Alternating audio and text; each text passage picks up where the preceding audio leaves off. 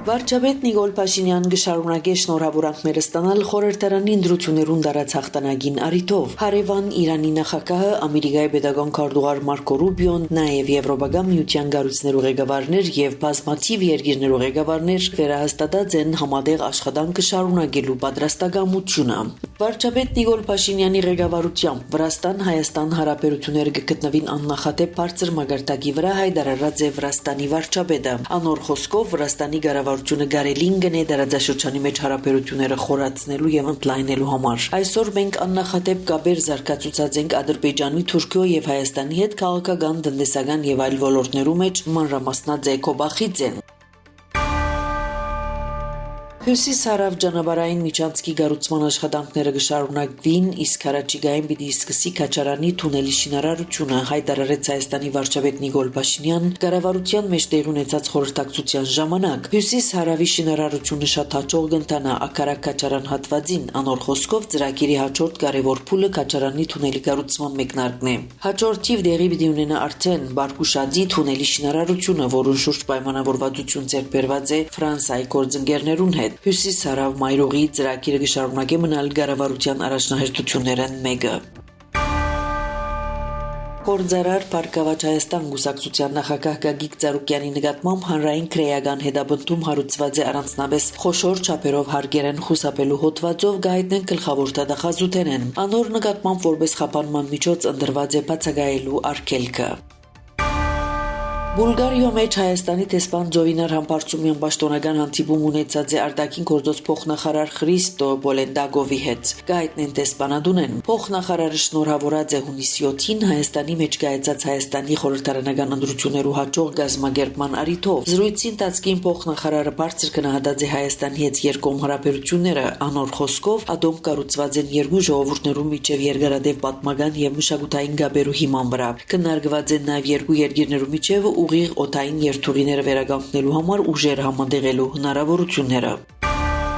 Ամերիկայի նախագահը հայտարարած է, որ Իրանի հետ պիտի ունենան ստորագրված փաստաթուղթ, որը իրականության մեջ ավելի արդյունավետ պիտի իլական ռմբակոծությունները։ Սպիտակ տան ղեկավարը ավելցուցած է, որ Իսրայելն ու Իրանը առնվազն մեկ շաբաթով կդադրեցնեն վերսկսված փոխադարձ հարվածները։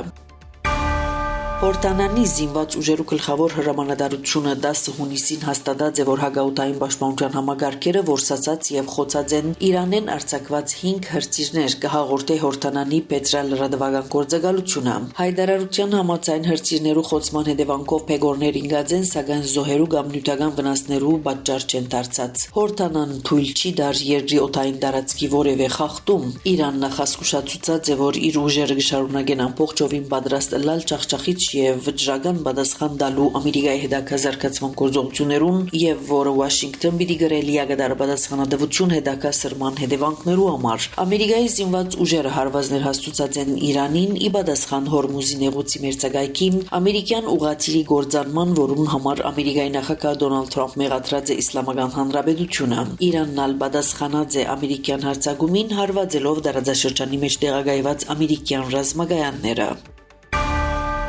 Գերմանիան լրացուցիչ 300 միլիոն եվրո պիտի հատկացնե Ուկրաինո զինամթերք մատակարարելու չեխական նախաձեռնությամբ։ Այս մասին հայտարարած է Գերմանիո պաշտպանության նախարար Բորիս Պիստորիուս Բերլինի մեջ Չեխիո գործընկեր Յարոմիր Զունայի հետ հանդիպումեն հետո։ Պիստորիուսի խոսքով այդ գումարը բավարար է Կիևի համար մոտ 50,000 միավոր զինամթերք ձեռք բերելու համար։ Գերմանիան չեխական նախաձեռնության ամենեն խոշոր նվիրատուն է։ 2025 թվականին Ուկրաինո զինված ուժերուն զինամթերք մատակարարելու այս ծրագիրի ընդհանուր առմամբ հատկացված է 1 միլիարդ եվրո։ Չեխական նախաձեռնությունը, որմով Ուկրաինո զինված ուժերուն համար զինամթերքը քնվի երրորդ երկիրներեն, մեկնարկեց 2024 թվականի փետրվարին Չեխիո նախկին վարչապետ Պետր Ֆիալայի աջակցությամբ։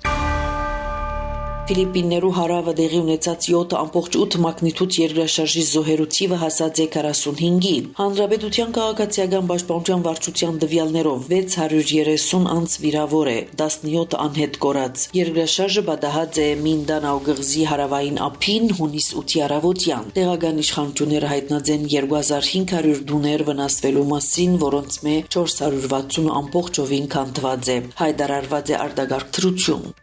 Ձեզի հետ Անի Զեյթունցյանը։